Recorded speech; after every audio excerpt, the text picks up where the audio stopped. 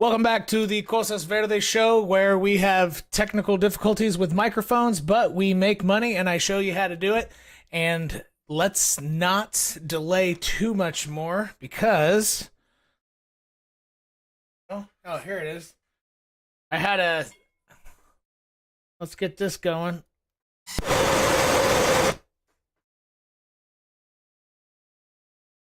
On my journey from 5K to 100K in a futures account, I had another $1,000+ day. So I get a cigar. So let's jump in the charts and see what's happening. And I will go over the basics on where I traded. I'm not going to go into the VIP, necessarily juicy details on how I did it to a finesse degree, but I'm going to show you where I traded and what I was thinking and why. So you can potentially start formulating these signals for yourself, because that's the whole point. It's a bear market. Really, the only way to make money right now is to be able to make money to the downside and the upside. There's not much to do in spot, and that's why I'm changing a little bit of what I do to show you, how to get your money back in a bear market. So let's get after it.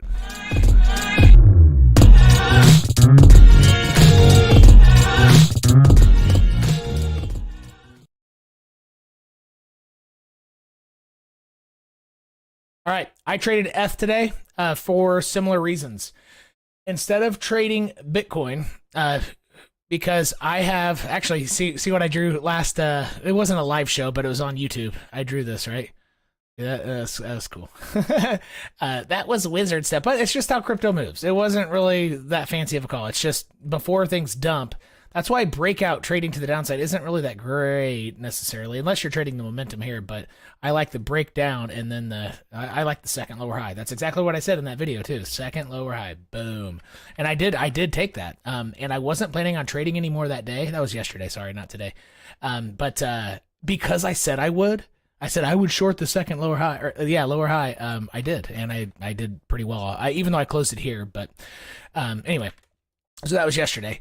All right, today, I did not trade Bitcoin because this orange line right here, we're zoomed in. I'll give you the context here in a second, but this is a lot of context. That orange line is the weekly 200 simple moving average.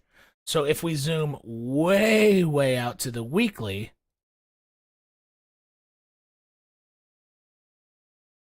and we put that bad boy on,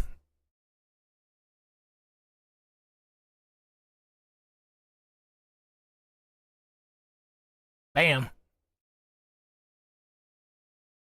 That's what we're looking at. See that? Every bear market has hit it. A lot of them have bottomed out there.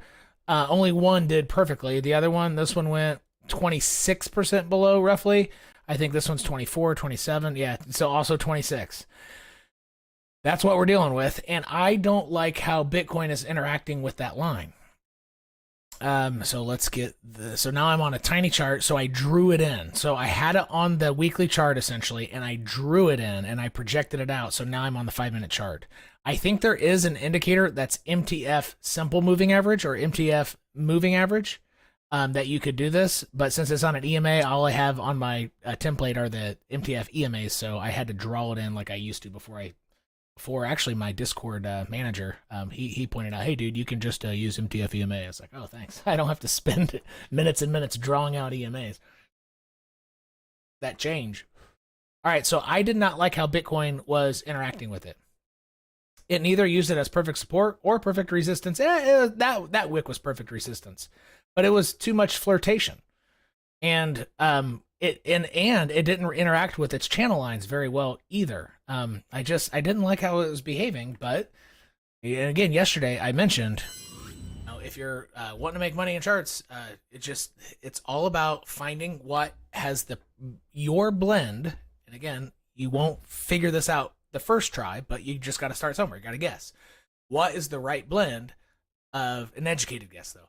The right blend of predictability with volatility, because something like XRP, it might be sort of predictable, even though I don't think it is. But let's say it were predictable, XRP, it's still too volatile. So it's too much of a good thing. If you have too much volatility, that's, it's not just a straight up sum. What's bigger, like the most volatility, in with some moderate amount of predictability equals to the largest number possible. It's not necessarily, so maybe the equation should be slightly different with fancier stuff in there, but the right blend of predictability with volatility is what you need. And so ETH has been the voice of reason. I've been calling it. It really has been. It has been a fantastic voice of reason. So, and I think that we can get an overall better direction on crypto as well. As weird as that is, ETH seems to be giving just a better idea of where crypto's going. I think trading bots are overly connected. The high frequency ones are more connected to Bitcoin, and SPX is perhaps affecting it slightly more because those traditional finance high frequency bots are doing the same thing on Bitcoin and not so much on Ethereum. So Ethereum looks more natural to me, and I think I can get a better direction. So on the very micro timeframes, let me show you where I traded today. I essentially saw this right here, and I gave my VIPs an alert for this hump here and this hump here, and I made $400 at the gym. So this all happened as I was at the gym, and it started going down, and I closed it somewhere at this line. I didn't even get the full move, but I heard my phone go off because the alert, it hit my targets, and then it just immediately went down. And then I traded this one. But here's the question: is why? Why did I choose that? What was I saying, right? And how can you take this with you in the future? That is the important thing here, because you can't go back in time and make money from this, right? And if you could, then you wouldn't be watching my videos, because you would already be a multimillionaire and you wouldn't give two shits. That's why if you could travel back in time, there's no reason why you shouldn't be a multimillionaire, as long as you take the charts with you of what transpired, with a lot of liquidity, obviously. All right, so why did I trade there? What was I seeing? I saw that Ethereum is obviously in this channel. It's very predictable in my opinion. So because this downside move right here went below that line, this is, even though it's not a horizontal, and it hit this horizontal perfectly, but I'm trading the channel. So it just, imagine this orange area, okay? This thing right here that goes from here to here, this guy, it went below that. And you can't, when you go back up, the rules are you can't make a higher local high. Right? And I can even, where is this box? This box is way down here. So this is 2017 support. Man, okay, so take that off, right?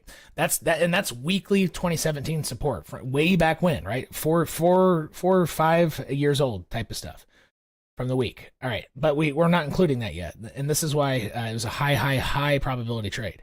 So just from the channels, I saw that happen, knowing that, hey, there's a green candle, it's going to form a lower high. Add the weekly support back on, well, that's fucking where it's going. And then my take profit would have been at that, because it can bounce from there.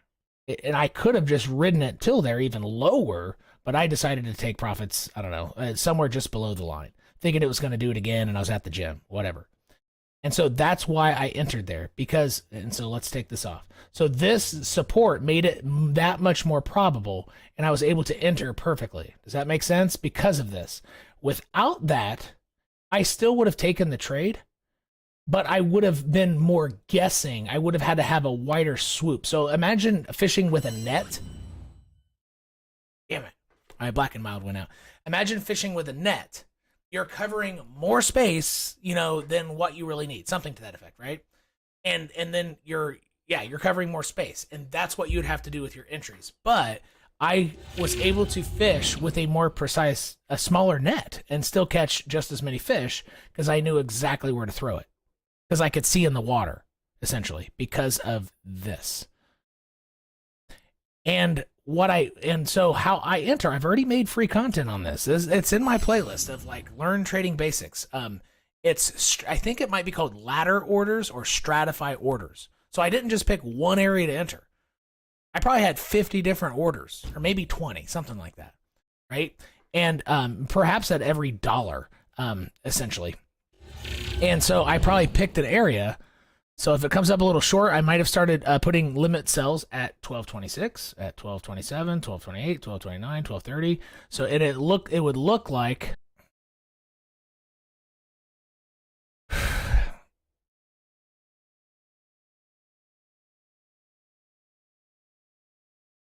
all right, we might be back on. But obviously, I need to get another computer. Make $1,000 in a day, get a different freaking computer, man. Yeah, I hear that. I apologize. My computer just freaking froze, so now I got shit popping up over here too. All right, I had to reboot, and that's where we are. So, okay, we're starting off right where we left off. So we're gonna try this again, and my cigar went out, so perfect timing. Had a $1,000 plus day. I'm showing you what I did. We're gonna mix analysis on top of how to make money from analysis, which is the important thing. I'm gonna start trying to include that more on my free content because I see that there's a lot of need for folks to make up what they lost not listening to me about 95% down or more. So let's show you how to get that money back. Let's get it.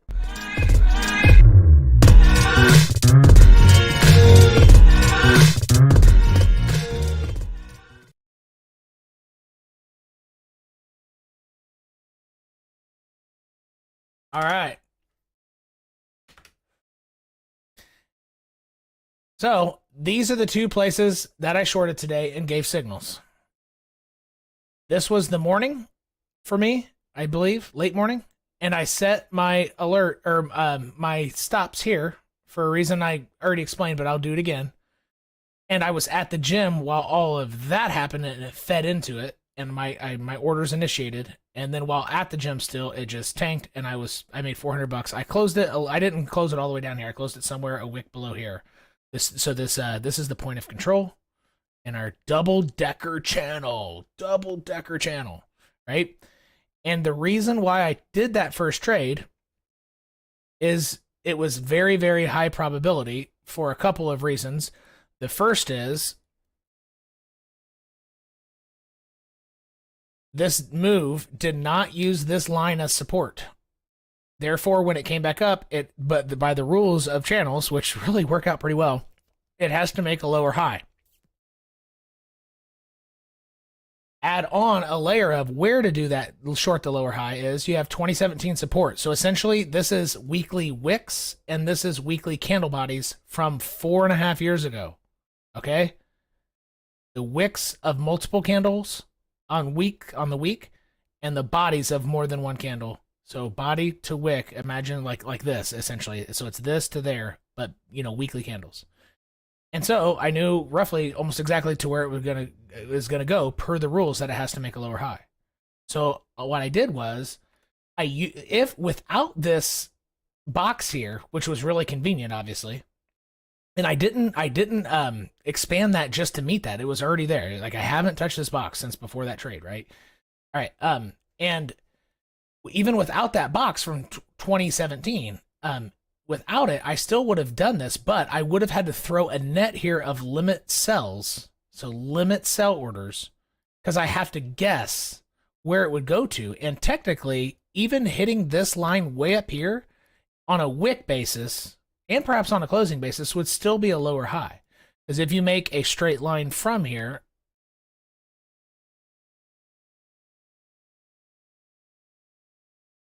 it can still go all the way up and touch that, and it would still be under that line, with the rules saying that it's going to be a lower high. So without that line, I would have fished way up here, and only about half of my orders would have initiated, and I would have been at the gym, and I wouldn't have been able to cancel these and then market sell into here. But because of this line, I was able to make it so it was a very trimmed fishing net. I didn't have to fish with a huge net because of that line, and it worked out perfectly. All right, so that's the first trade, and I gave those alerts on VIP, and it's on my VIP stuff. And I even had a couple people on Twitter saying, yeah, I took that trade. All right, and the next one, it was the same deal. I took this trade here to the downside because, again, it did not hit this line. So it can't bounce from here. So because it came in this, so this area here from here to there, so this guy, the orange and black thing, it doesn't have permission to get a good bounce over that high because it went to the middle and didn't hit that line. It has to hit it to get a higher high. And so once again, now in this one, I did have a wider net. I had it like this, and very few of my orders filled. But I was able to start adding on this one, and so I deleted some of these and added on in the moment there, and traded to the downside, took my profits in and out, and that was like an $800 trade because I went heavier there. So because I knew I was leaving, I didn't want a huge trade, right? So I didn't use much of my capital. I used less than half, I think. So even though I got more of a move, I made less money. And here I made more money because with less of a move, because I put the same amount of leverage, 5x. I don't trade on anything higher ever. And that's all I did. That's it. And I have the free content on how to do those limit sells and limit buy. And you can do this for longing too. There's the triangle's the other way, right? And your stop is under the triangle. And I have a free video on it on my playlist. It's obviously I don't know how to use a computer and stream, but this was when I didn't know how to use a microphone, and I recorded before I had all these, software tools and everything, like a streaming deck and all that stuff. But it's an older video, but it's still really useful.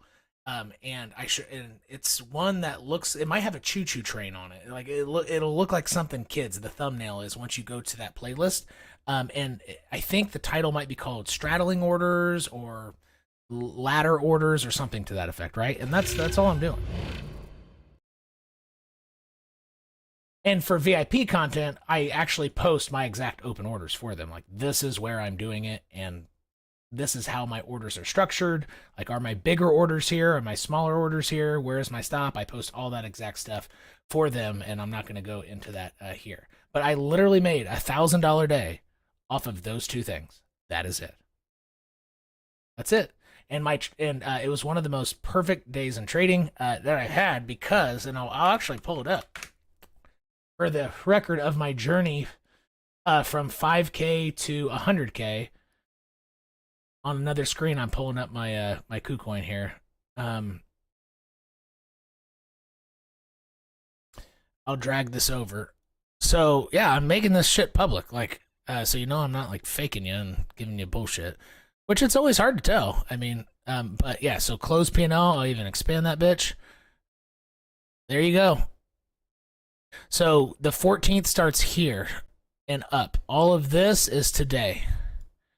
And yesterday I made a ton of trades. It was still a $1,000+ day, even though my risk management, I had a few big ones, right? I gave a lot back, even though I got a lot. And I started the day off strong with like 500, 600, 500, something like that. Started off really strong, gave a lot back, and then had a good trade, and then ended the day strong on the 13th. So I had a rough patch there.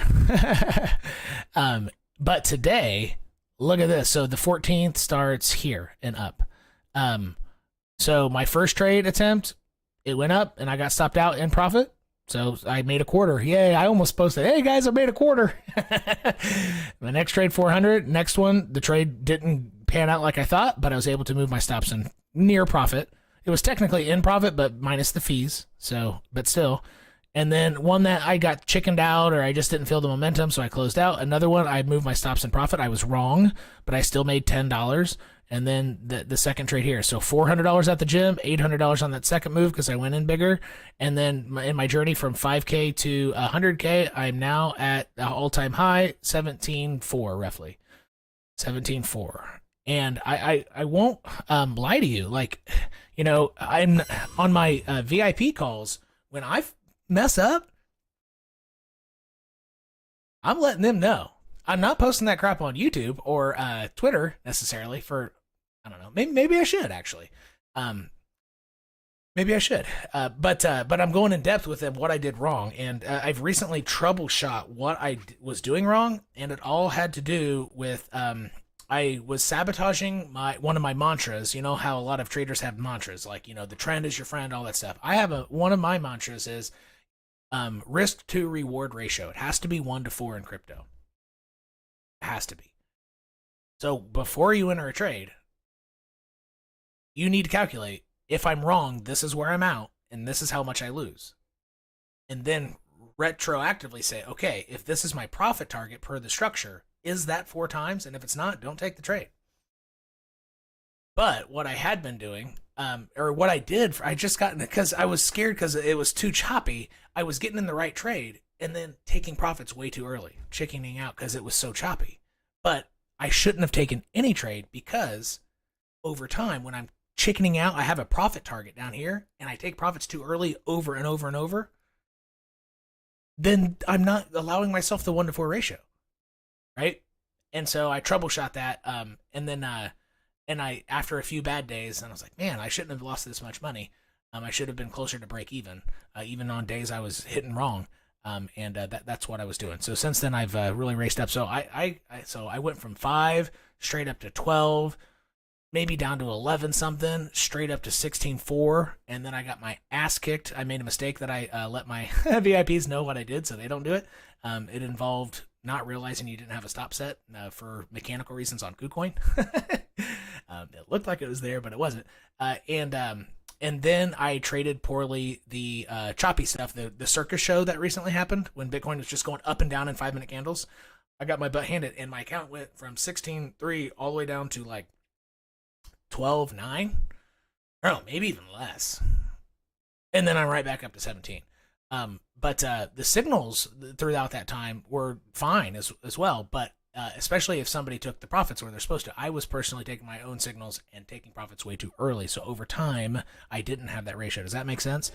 So it didn't necessarily poorly affect like what signals I'm giving, because if somebody had a better profit taking strategy than, or didn't get chickened out per the plan, they would have been fine.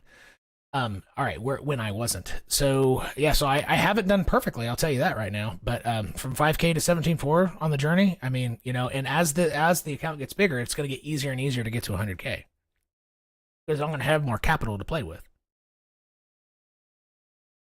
All right, I'm going to start looking at questions here in a hot minute.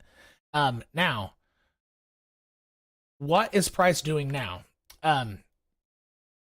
Honestly, I'm not trading it right now today because I've more than made my quota and I get to have a cigar. So I didn't want to take any more trades, so I can't have a cigar. I can have a cigar in my work office if I have $1,000 plus day, and so I had to close it off. But anyway, and price isn't looking very, very good. I mean, honestly, Bitcoin, if it comes up to this is both the 200 simple MA and this channel line. It might get booted from there. Honestly, this is so it does have permission to bounce. This is okay. It went under it a little bit, but this is okay for me because Bitcoin's being loosey-goosey anyway. It could go above here, but you have this 200 MA from which it just broke down, plus a channel line. Like it might not get past 22.4. And if it does, I would suspect that it would either go up to 23.130 or no 23.111 or somewhere in between. So either get a perfect rejection, a rejection from here then down, or a swooping thing like this where it goes like a failure pattern with a rejection and then down. So I'll actually draw it out. Because even though insiders already know if there's going to be a 75-point rate hike, they already know, and you'd be able to see the futures tanking, which they're not. It's kind of indecisive right now. So the futures of traditional markets, they're still open, and 23 hours a day, Monday through Friday. And they're reopened because they reopen at, I think, 6:30 p.m. New York. But so if they start tanking, that means the insiders know that there's going to be a 75-point rate hike, and I don't see them tanking. So anyway, because insiders definitely sell off when they get the information before the plebs. But even with that, I got to trade this chart for the chart. So I could see it getting perfectly rejected from here, then coming down to test that, the bottom of the channel at 20,600. So that's one. I could see a hesitation here and then get above and then fail and then get rejected. So a failure then rejection pattern, which is really, really common. Okay. So what this is you have a double resistance. You have the orange line, which is the 200 MA plus a channel line. So it's very common when price is getting above. Bulls are trying to get it above. They can't do it. One more effort. Nope, we give up. We're turning into sellers. And so that pattern is really common because bulls give up and the buy pressure ceases. And some of those people who were buying trying to push it above then become sellers and it really accelerates. So that pattern is really common at resistance levels. So you might want to, that's pretty good free information, so you might want to remember that. But this is a double resistance, which kind of increases the chances of that happening. And in the more bullish case, I could see it doing, gosh, I don't see it getting above this. I mean, I might draw you 4 here, but I could see it getting up here, then getting rejected, and maybe just hanging out. I don't know, something to that effect, but getting rejected from the bottom of the channel. And I could see it also, if I could do another version of this, I could see it coming all the way up here. Something to that effect. That's the most bullish I see it doing. I don't see Bitcoin getting over 23.7 in the next 24 hours. In the next 12 hours. Let's see here. Well, actually, it maybe could. That's 13 hours. Let me see. Let me draw this out. In the next 8 hours, I can't see it getting over there. And honestly, even beyond that, probably in the next day, I don't see it getting over that point. I think 23,650 is the highest it'll be in the next 24 hours. Because after it hits that, it's probably going to have to come back down here. Even if it is going to slam up, it's gonna come back down here, test there, and then go. It'll accumulate down here before it busts above there, I think. Especially with the hesitancy of traditional finance, not knowing if there's going to be a 75-point rate hike. And the insiders might not sell off until tomorrow at 8 a.m. Sometimes it goes, and if they do that, they could use their algos to pump things first so they can take on extra shorts as people get bullish with a pump in the pre-market. I'm not going to say this, but we on VIP call, and no, it might have been the whole tier, my whole community, we mapped out the exact percentage times pre-market open, hour and a half before, there usually is, if there's volatility, which there usually is, before the market's open, we calculated the percentage ratio that it's the wrong way for the rest of the day, and the ratio was, it gave an edge. Let's just give it that. Yeah, we mapped it out. We made boxes like Sesame Street and everything, and we color coded it to the exact closings. You know, we color coded all the closes and all that stuff together, and to give ourselves an edge. So tomorrow, for everybody, it's going to be really important to be following these two tickers. I will make this a little bolder for you. So this is the ticker right there. Okay. With the exclamation mark, you're going to want to watch that and this ticker here. These are the two that matter. But once it's 9:30 a.m. New York time or 6:30 a.m. California time, when the market's open, or 1:30 p.m. Berlin, 2:30 Berlin, 1:30 UK. Anyway, around at that hour, it's better to look at spot than this, because this is technically delayed anyway. And then after 9:30, you switch to SPX and IXIC. So IXIC is the spot price to this, and this is open before spot opens, and then this is the futures of SPX essentially, right? Okay, and so that's why before SPX and IXIC open, you look at NQ1 and ES1.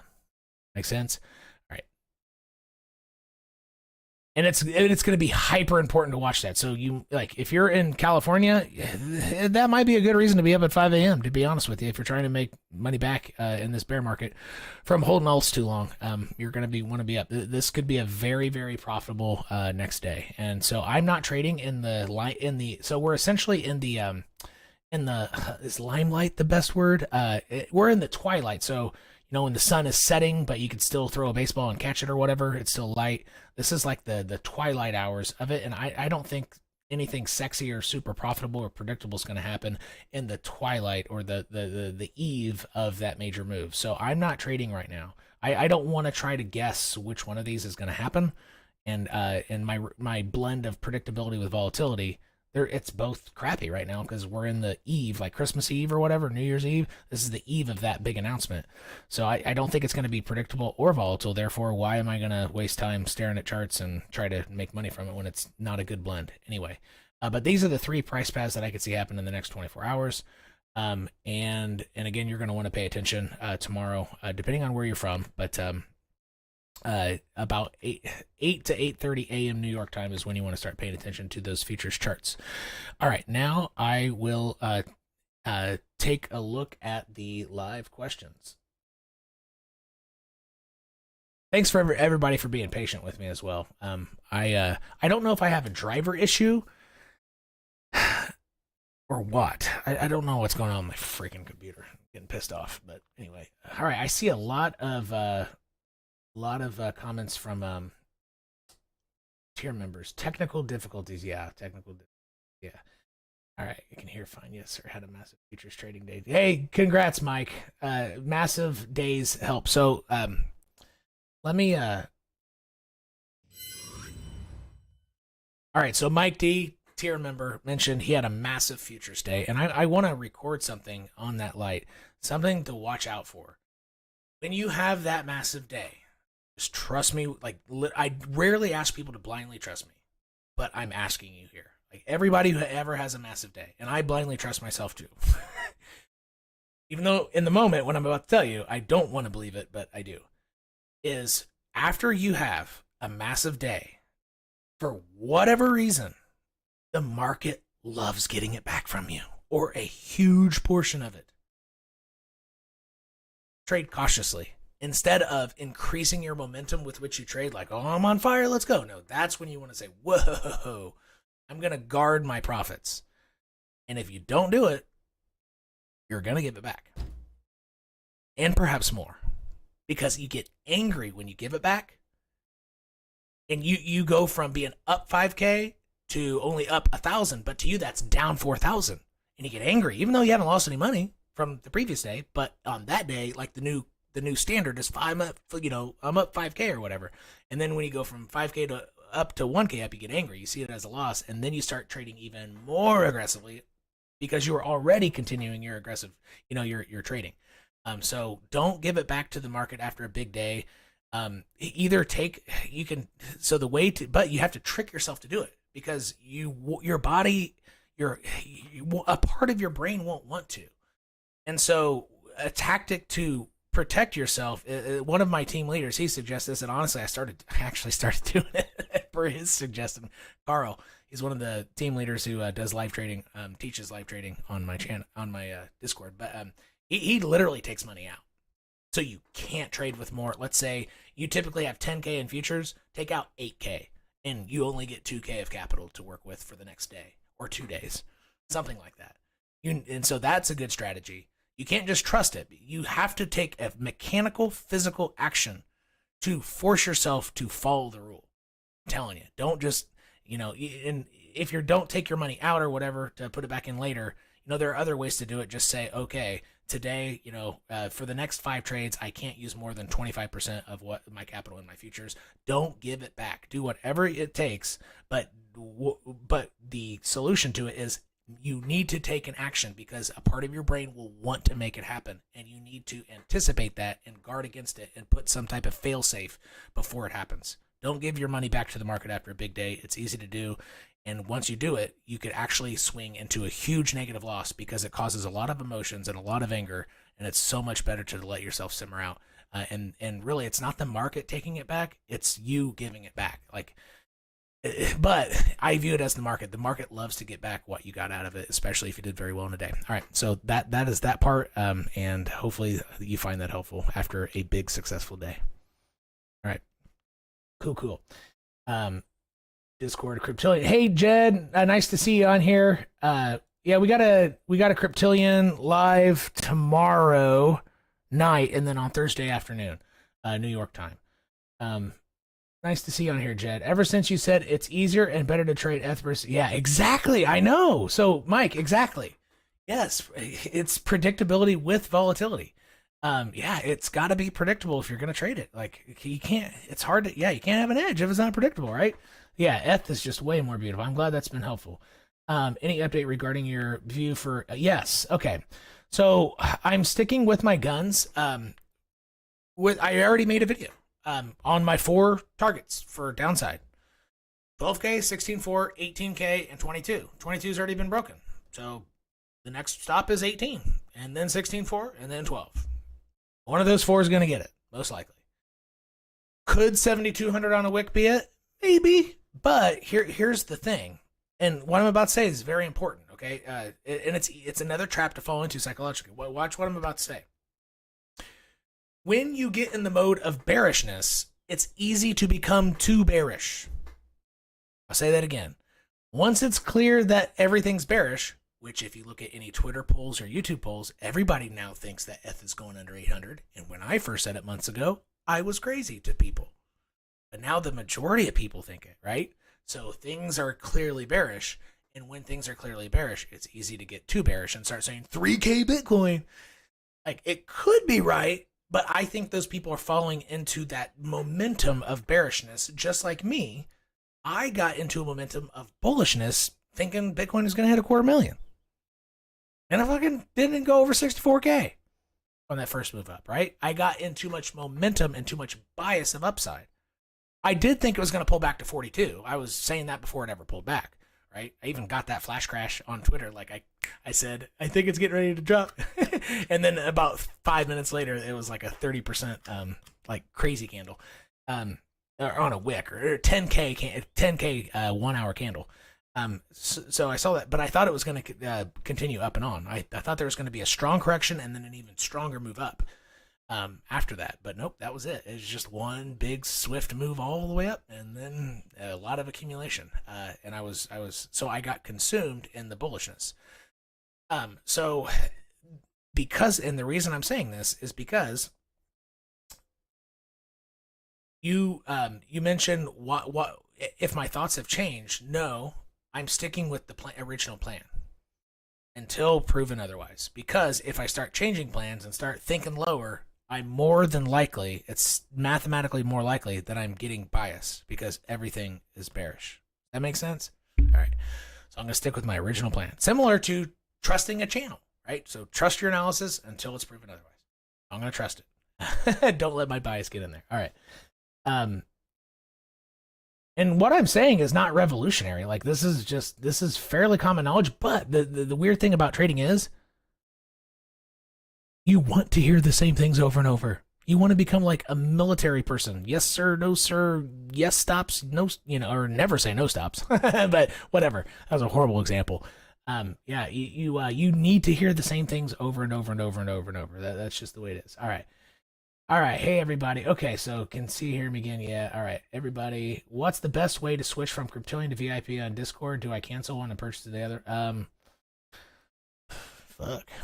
You caught me off guard. I need to understand it from a user standpoint better. I'm pretty sure if you just go to the pay now, it reduces automatically. It prorates how much you have into that month, and it should, once you go to the checkout, I think it reduces the price. I believe that's what the end user experience is. You go into the VIP as if you've never been in the Discord before, although you're a Cryptilian, and you go, click the VIP link, and then it'll say the full price, but once you go into it and click through that on the next page, I believe it reduces it a little bit from your Cryptilian purchase. I think that's how it works. All right. Hey, what's the best way to switch? Okay. Hey, Tim. Get Timified, biatches! All right. No, uh-oh. Y'all can hear me, right? Should be able to hear me. Somebody said no sound.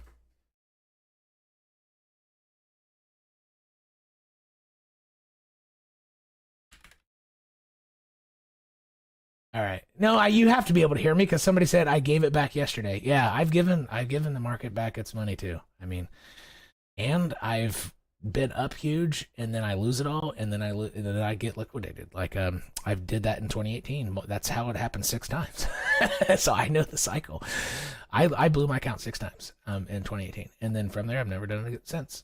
All right, we can hear you just fine. All right, KDA. Yeah, we can sure as heck take a look at KDA. So let's get it.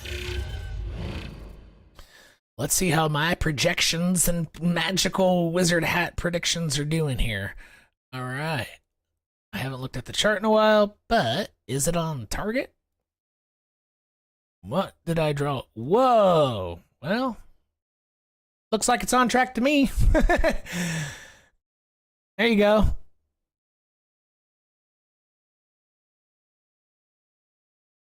I don't need to reanalyze it. I'm sticking with that.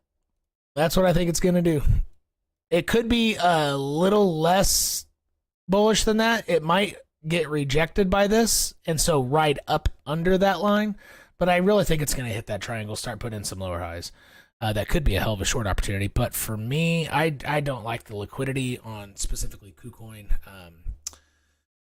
futures for alts outside of ETH and maybe Cardano and XRP. They have pretty good liquidity. But so if you're doing that, like your positions probably need to be 3K or less, just a heads up if you're trying to do something to that effect. That's why I like Ethereum. I mean, for me, it's essentially infinite liquidity. I can buy and sell exactly where I want every single time and get stopped out exactly where I want every single time. On this, if you think you're getting, so if you're shorting this, but it actually goes up to here and your stop is there and you have a market stop, well, and you calculate, I'm going to lose $100 from that if I'm wrong shorting there and it goes up. But really, your market stops trigger, like there aren't enough orders there to get you out of $2,000. So it eats that one and that one and that one, orders here, orders here, orders here, orders here, orders here. And so you actually got stopped out higher than what you thought. Therefore, you lose more money. And therefore, you can't enter the trade correctly because you can't truly calculate your risk. Therefore, you can't calculate your risk to reward ratio. So really, your risk is higher than you think and your reward is lower than you think because when you mark it out to take profits, there isn't enough liquidity to sell, to get out exactly where you want. So therefore you take this order and this order and this order and this order and this order and this order, and you actually were less profitable because you wanted to take profit on a short way down here, but when you hit market, it actually goes sloop in that instant because there aren't enough orders there. So that's essentially what liquidity is. Yeah, but so if you do it, I guess, you know, I haven't calculated exactly for KDA, but you might be safe with like up to 2 to 3K in one position to be out exactly. But anything more, you could start accidentally sabotaging your risk to reward ratio in that way. But yeah, let's zoom out a little bit, see if I might change my assessment. I need to create sexier channels, but I have origin lines here. So these are my origin lines. So zooming out, I'm still targeting for bear market 70 something cents.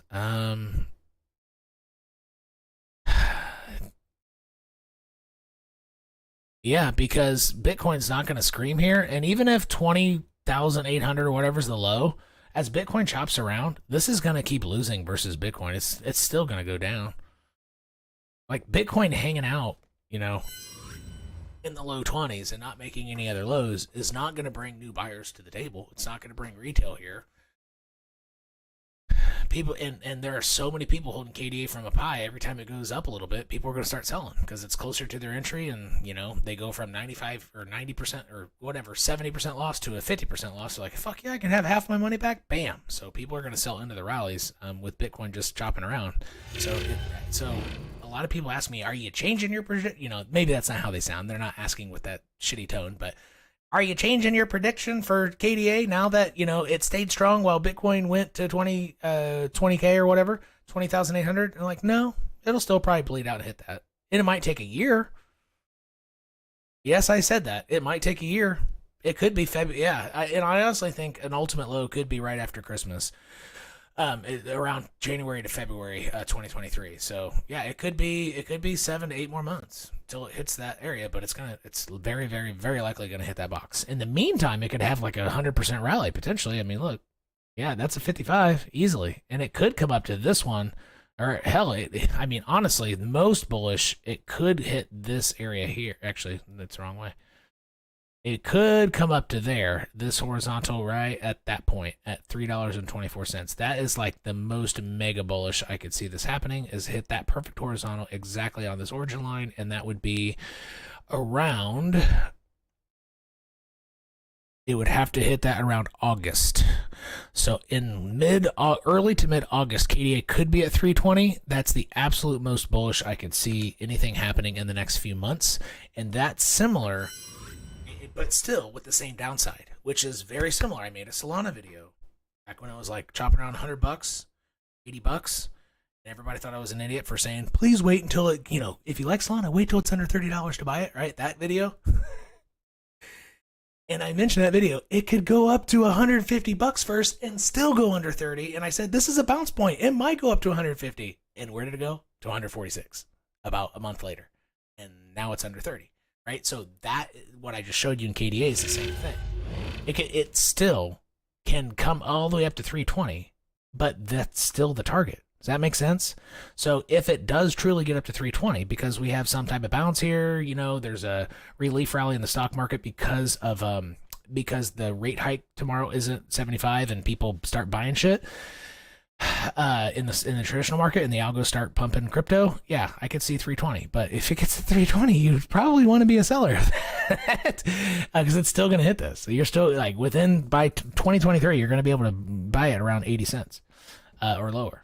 And so that would be like Solana at 150, but still going under $30, exactly as I was showing in that video. So don't think that this line change. So in summary, don't think that this bottom changes just because it goes up to 320. Does that make sense? All right. So that's KDA. We're still targeting about 80 cents for a bottom, and it could be as late as February to March 2023. All right.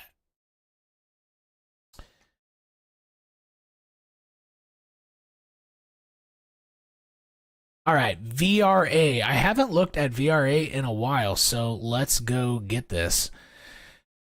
I think I remember VRA having among the most obvious bottom targets out of any coin, and it's a wide range, but it just seems very, very obvious. And I want to be clear with everybody. I personally do plan to buy on spot down here.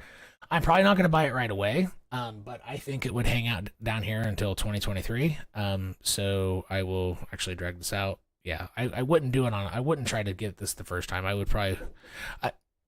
probably wait for it. Yeah, personally, I'll wait for it to do something like this and then come back down. Higher low or something there, but I bet it will form a higher low. But yeah, I have it labeled if you want to see it. Like, this is probably where it's going. It's a very obvious spot. Could it be worse? Sure. It could come down to the next horizontal, which is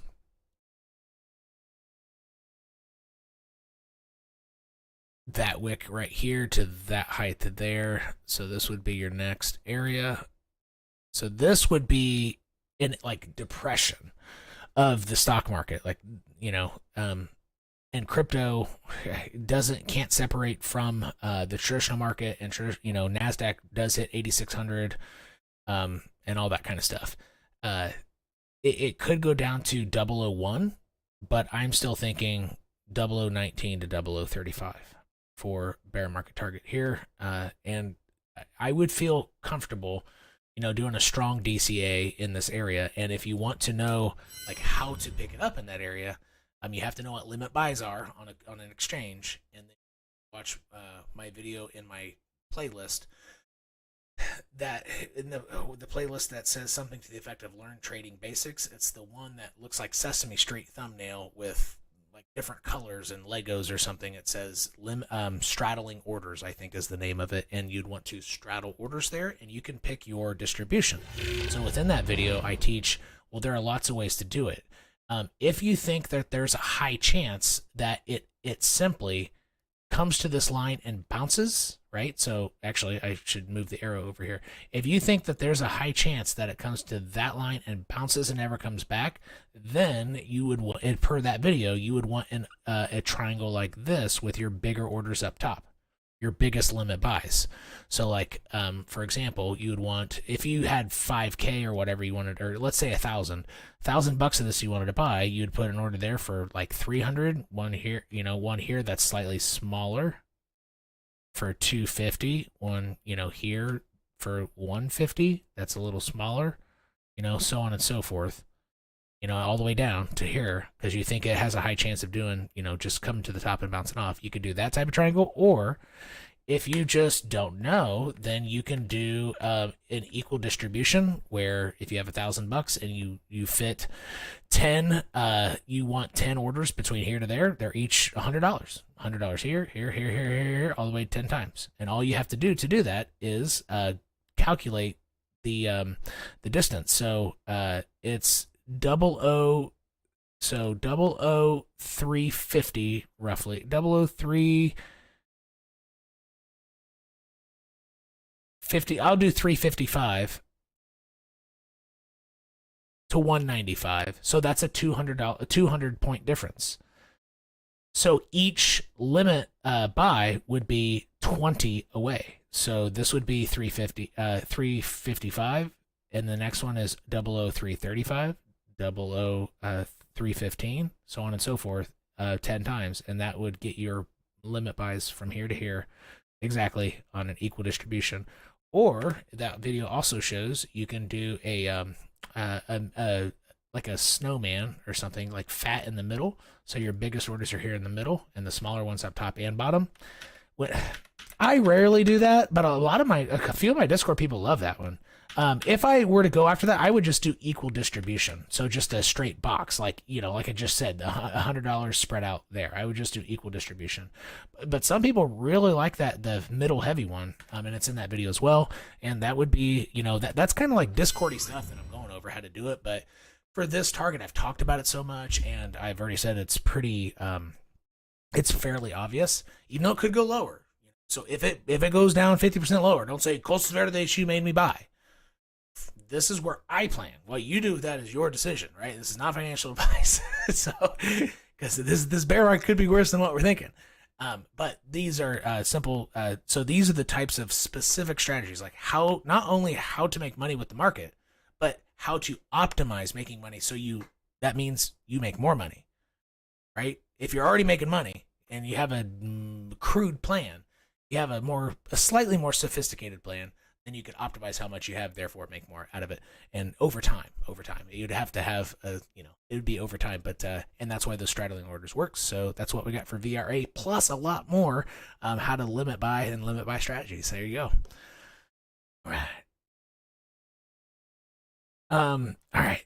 Yeah, Chainlink. We can take a quick look at Chainlink. So here we go. It'd be awesome if I had price paths already drawn in here. Ooh, nope, but I have a channel already drawn in. Sweet. All right, well, clearly this shit didn't happen. So that was back when Bitcoin looked like it could have been bullish. I was thinking it could break out, but the more probable thing happened. What is that? It stayed in its channel. Surprise, surprise. So we can get rid of all this. Honestly, since Chainlink is staying, man, I might start trading this too. This looks really nice. This looks, is that all? No, it's not all the way to the top. So Cardano's even better. Cardano's channel is perfectly all the way to its $3 top. But this is still very, very, very beautiful. This is almost perfect. And Chainlink has pretty good liquidity. Honestly, folks, I mean, Chainlink is, besides ETH, so not counting ETH as an altcoin, ETH is Ethereum, but this is the most legit altcoin out there by a mile, in my opinion. But it was a dog this bull run. Yeah, it didn't get much YouTube love, and it wasn't sexy, but I'm telling you, like, from a business standpoint, this business is most mature, most just stable, like that I can see out of anything, besides Ethereum. So I would say because it stayed in this channel so long, it's just going to stay in there the whole time. If Bitcoin bottoms out at 16.4, this will still be in the channel. Maybe a wick below it, but I bet this rides all the way down to a horizontal, and that's it. They'll just stay in there. So you're looking at this wick here. It's already hit, so it's going to make all-time lows. Therefore, you have to use a Fibonacci. So when there's so there's nothing here to base off. So I diss on Fibonacci's all the time. And actually, we just talked about this in the VIP chat.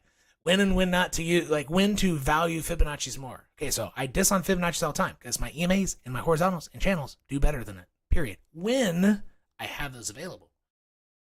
But this is a perfect use case of a fib because there's no structure there.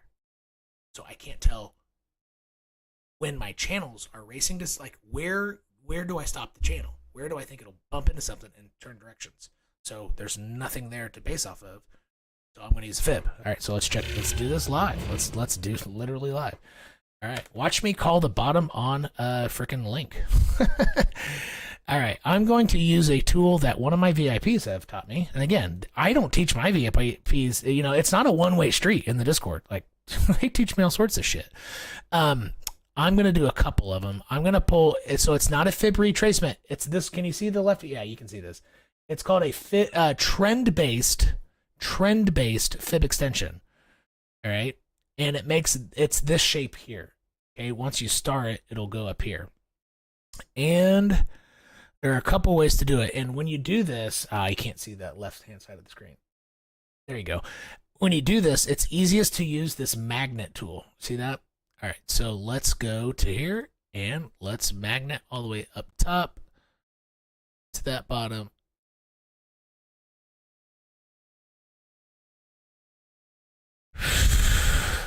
They're already hitting the fib, so fuck. That's why it stayed there. See that? There was nothing here on this wick for it to base off except for the fib. So it's already breaking through there, so that's not the right one. So I'm going to have to take a bigger trend-based extension since I don't think that's a bottom. And I will have to I'll have to try twice.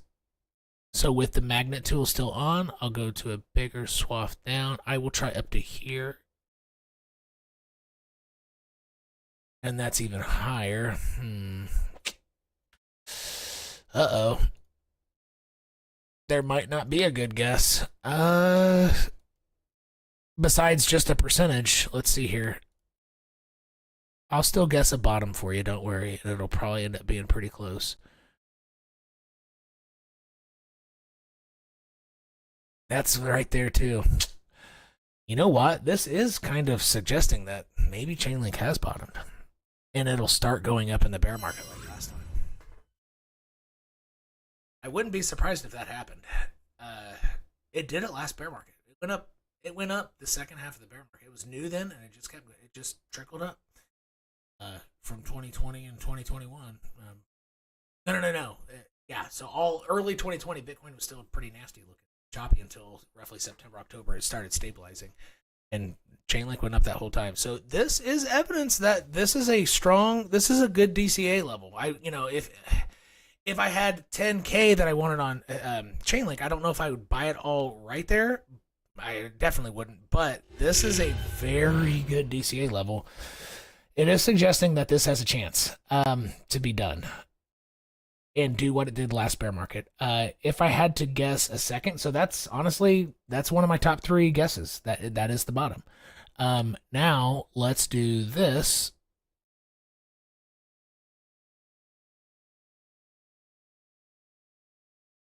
Where is this channel gonna stop? Actually, I can do this guy.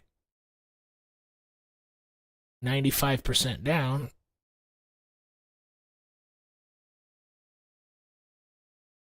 Because most altcoins will lose 95% of their value. I make a box here.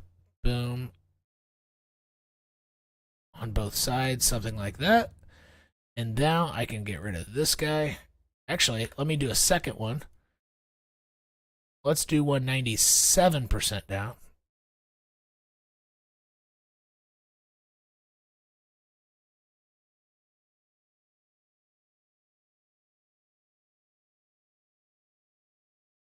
And I'll have to extend it this way. And let's extend my lines.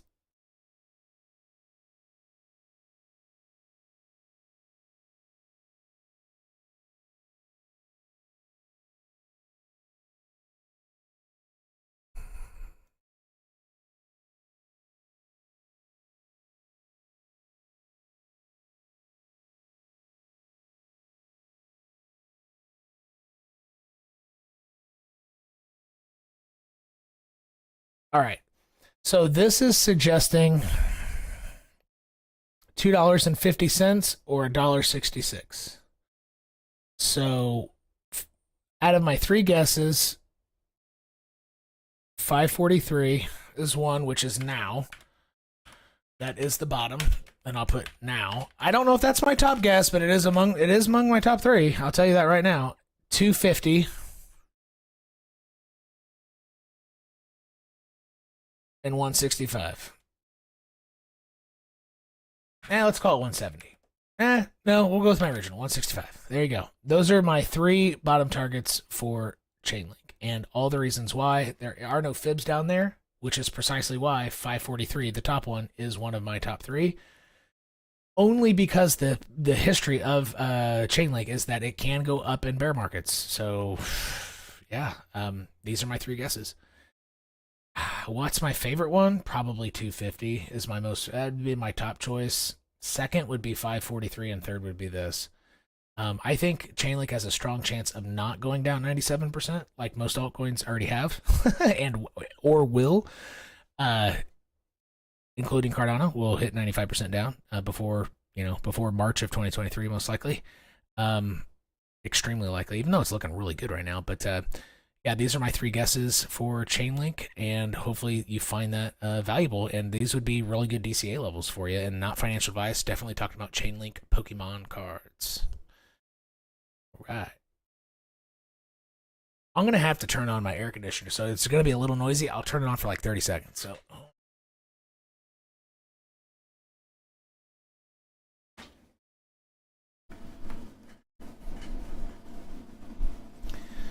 Maybe I can turn down the gain. There you go. I might just have to speak closer, but I maybe you don't hear the fan like this. I don't know.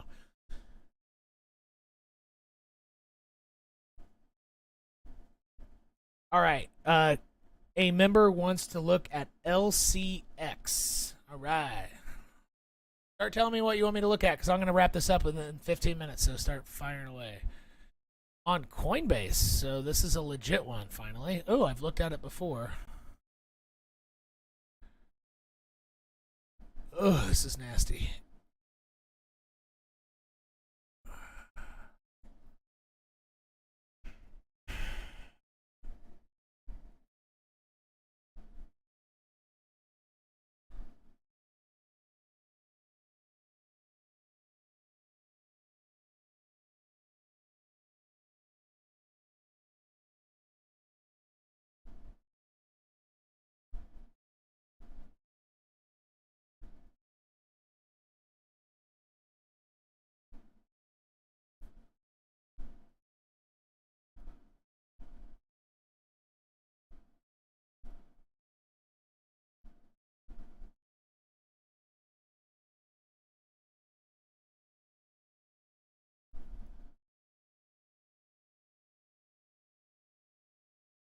Son of a bitch.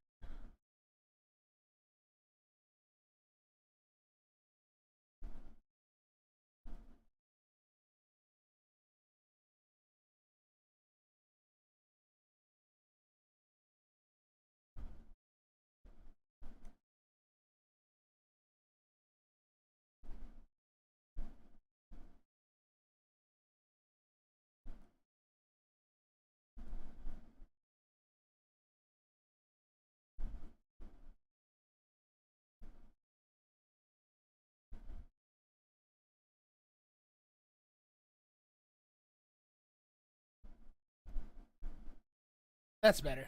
All right. Is this 95% down? Yeah. I would still give it this target, but this is how it'll move to that price path. I'm still thinking 2.5 cents. And I would still go with something like this. Where it could, this will be an altcoin, since it was so poor of a performer. It's going to make a lower low with Bitcoin's macro higher low, and it could be a year and a half later. So let's say Bitcoin goes to 12K, makes a higher low at 16.4. Well, this would, do its thing, dancing and jiving down here, have that rally, and then once Bitcoin makes a macro higher low, this makes a lower low. Well, it probably won't be right. It'll be a U shape and it'll be slow. It'd be more of a swooping fashion with one rally in between. That's all it will be. It'll just be one big swoop with one rally. That's it. I think this is very predictable, because I just have seen how altcoins move for extended periods of time. Yeah, I would say this. So I think in early 2023 can get down just a little lower. I don't think it'll make too crazy much of a lower down, but maybe 2 cents. And then its first low somewhere closer to $2.50. Or no. So sorry, 2.5 cents, and then closer to 2 cents for LCX. Yeah, so the community members get the benefit. I look at their questions first. That's part of the deal. All right. Trias. Absolutely, we can look at Trias. Let's get this. Here we go.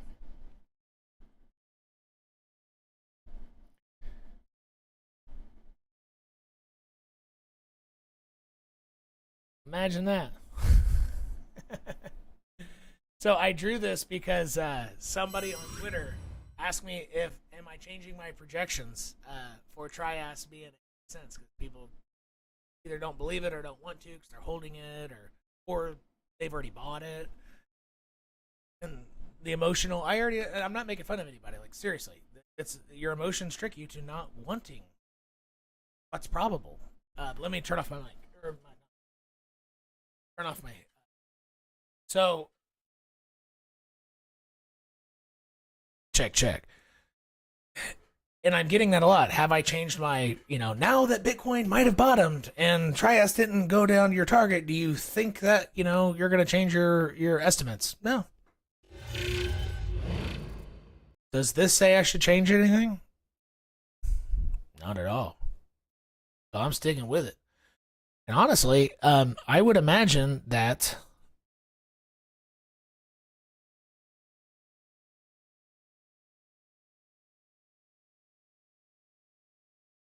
it could even do something like this. It could expand itself, because a lot of times range rules. I don't know, I don't know if anybody's made a book on how ranges and tilted ranges work, or I don't know if I invented it or what, but I probably didn't. I independently come to conclusions all the time of things that people have already done, but I don't know they've done it. For example, stablecoins. One time I called a friend in 2017 saying, I have an idea, like this is needed in crypto and let's make a coin. And then he's like, dude, there's a new coin called Tether that does that. I was like, fuck. Anyway, so yeah, because of this wick down, I suspect that the true range top is up here, right? To be perfectly symmetrical, because ranges are perfectly symmetrical and equidistant and parallel. Like they're perfect because it's mass psychology is beautiful, and you can see it in the charts. So I could see it come all the way up to this. So what I would do is use that tool that is called rotated rectangle. See that guy? And what I would do is I would drag it along just some of these wicks here, and then expand it up, and then expand it down to the bottom. So, the middle is, just expand it down to the bottom, make it like this. And if Trias can break out of that bigger box, then maybe I'll start changing my estimates. But it's still in the friggin' middle box. So no way. And that was my response. I didn't even respond in English. I just responded with a picture of that. No way am I changing my estimates. It's tightly within everything, and it looks like it's going to hit 70 to 80 cents to me. And that is, and it in the immediate sense could come up all the way to this horizontal, which would meet the range rules over here. Oop. Let me zoom in.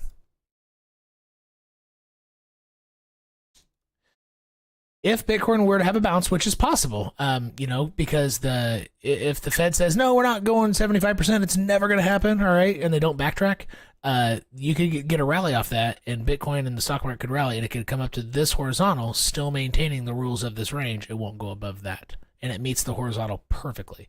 So if it gets up to $2.15, or $2.08, maybe even $2 even, actually, 202, that would probably,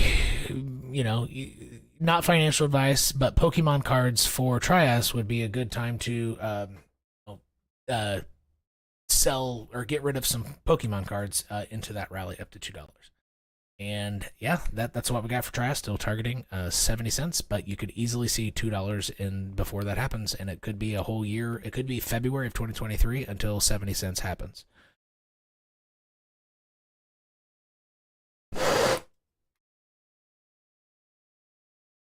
One of these days, I'm going to take off my left eyelash and left eyebrow and destroy my glasses.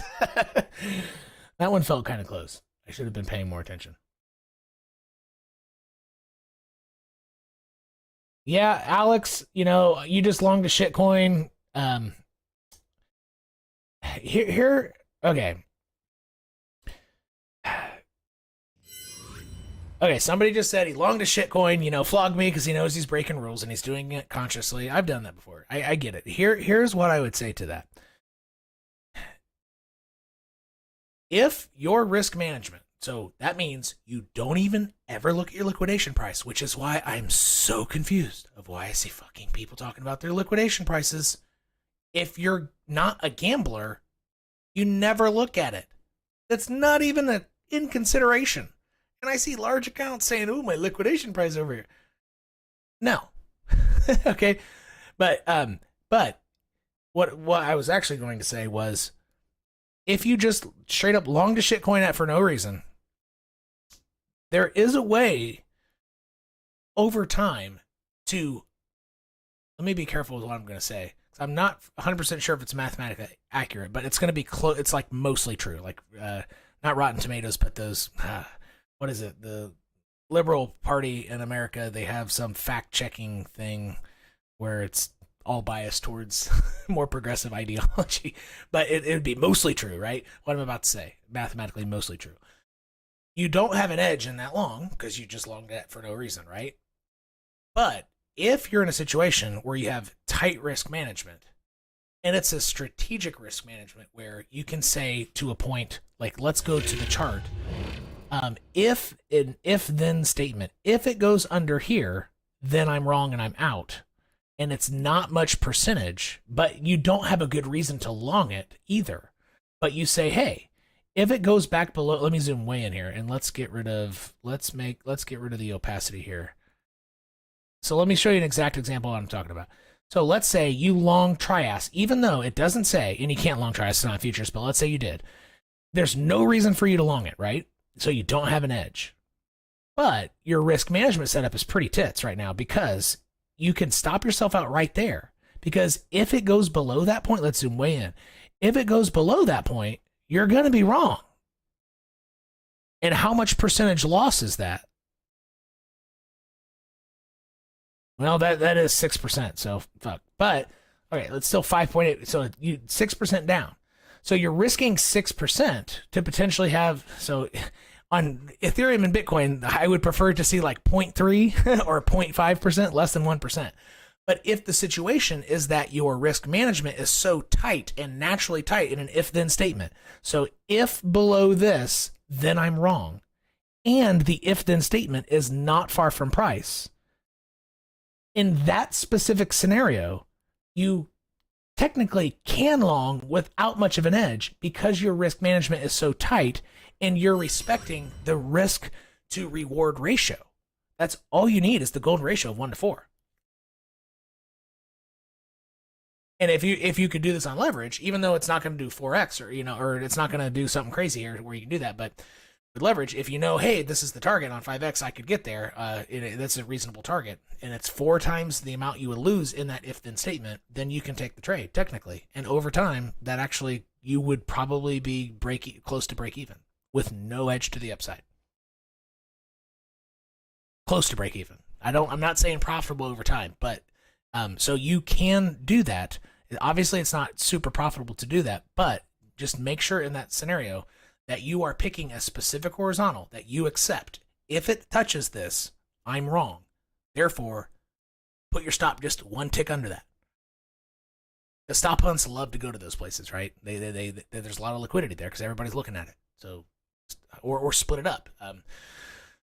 You can do 4 stops down there. There's a quarter of your position each. So in case there is a stop hunt, it only gets 2 of them, and you're still half in the trade or something like that. But yeah, you can overpower, your greed or your just, after you do something stupid, you can have a voice of reason and say, okay, I'm at least going to be responsible with my risk management, and that's what I would say to that. Okay. Can you check out, yeah, 𝐃𝐢𝐬𝐜𝐵𝐝 Loopring? I haven't, I already analyzed 𝐃𝐢𝐬𝐜𝐵𝐝. Like, it looks like it could easily go up. I have those targets. I gave you those targets. I think, it actually looks like it's going to go up. All right, Loopring. Wow, I haven't had anybody talk about Loopring or ask about Loopring. This is a 2017 shitcoin. That had big ambitions. Yep. I only went 5 seconds with my face big. Oh, wow. Okay, maybe they are legit. That is actually freaking impressive. All right, so I typically don't cover Loopring, but I'm going to. Here, I'm recording this. I thought Loopring was a 2017 shitcoin that really didn't do much, but the chart is definitely disagreeing with me. This is among the strongest charts in crypto. This is on par with KuCoin shares. KuCoin shares is a very strong chart. Honestly, Cardano's chart is looking okay. Like, it's way better than its last bear market, but it's not one of the strongest.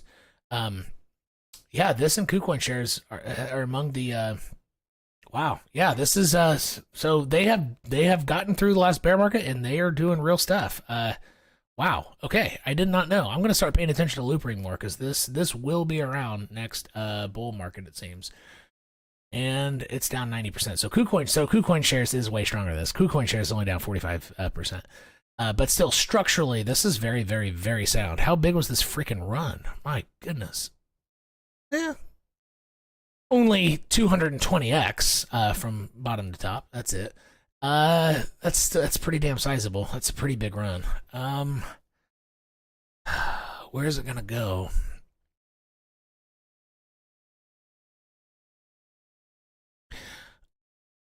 It could hold this with that one with these wicks. Yeah, so I'm gonna make a bucks here. I mean, it's gonna stop its structure. It's really that simple.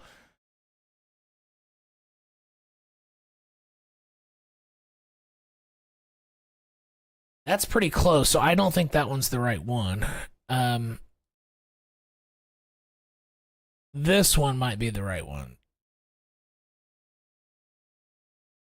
This looks more favorable. Yeah, I'm gonna delete this one. This one doesn't look reasonable. Even though it hit that for now, but over time until 2023, I think that one, or there's a lot of support here. I don't see it really, honestly.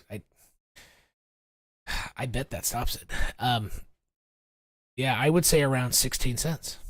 I think this is a more obvious target because there are just fewer things to look at, and there's just too much support here.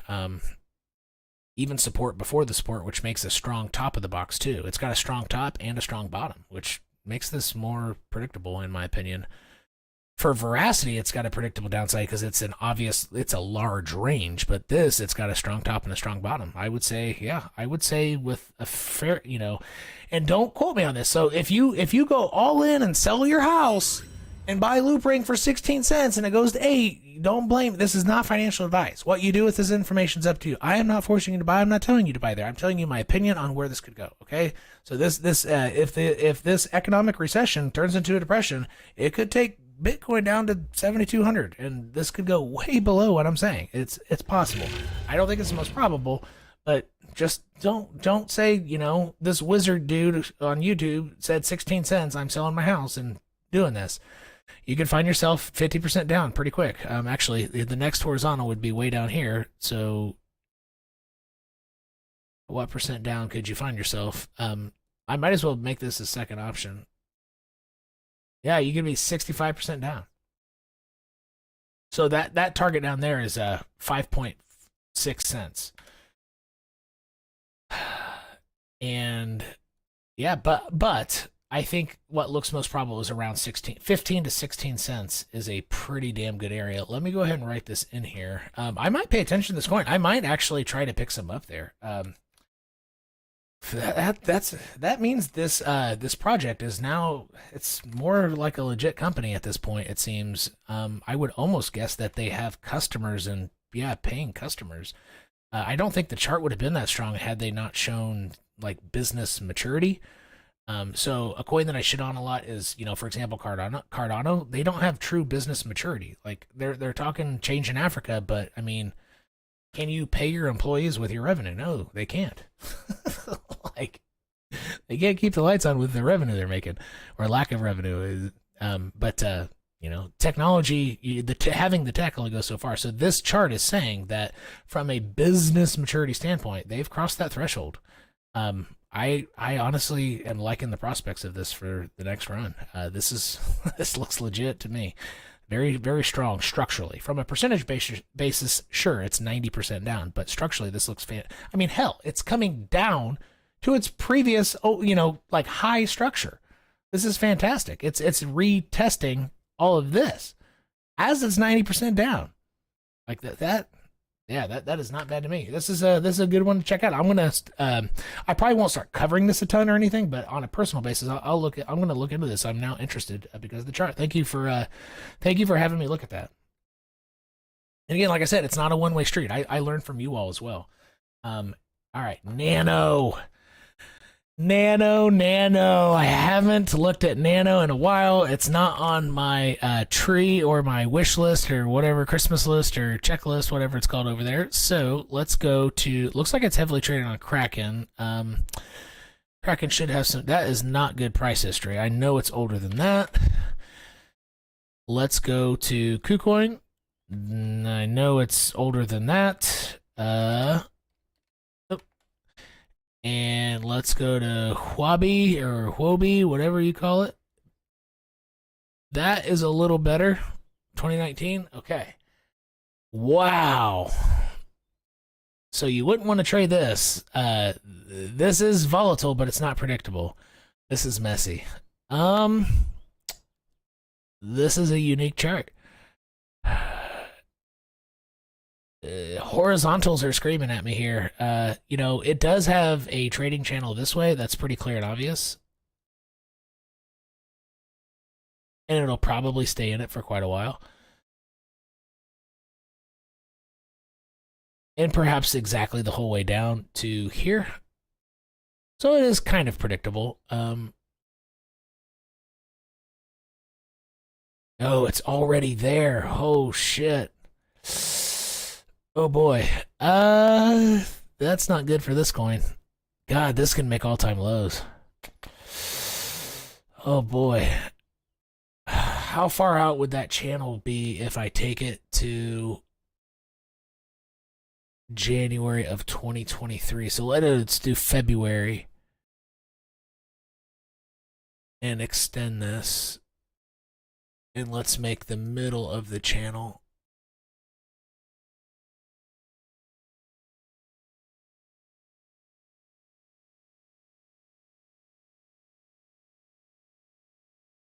$0.20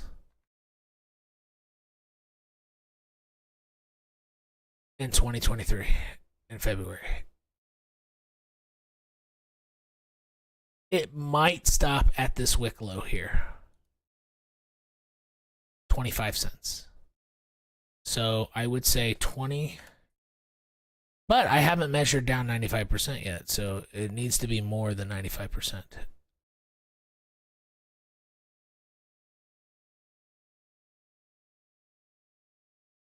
All right, and 25. There we go.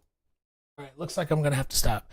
All right, that's what we got for Nano. All right, I'm gonna have to get off of here. Hey Tim, gotta run. Yeah, been following you every day. Made a bit from the profits. Good. Novice trader, cool trading. Yeah, hey, I'm glad, Brokoshi, that you're getting the hang of it, and all you got to do is keep practicing. You won't get better if you don't put your time in. It's really is an effort gap, and just being emotionally, just realize you have to control your own emotions and keep practicing it. It's really the charts is the easy part of making money. It's the emotions it's you are the hard part. As weird as that sounds, it is really true. So you just got to keep practicing. Disciplining yourself by practicing being in the charts with live smallmouth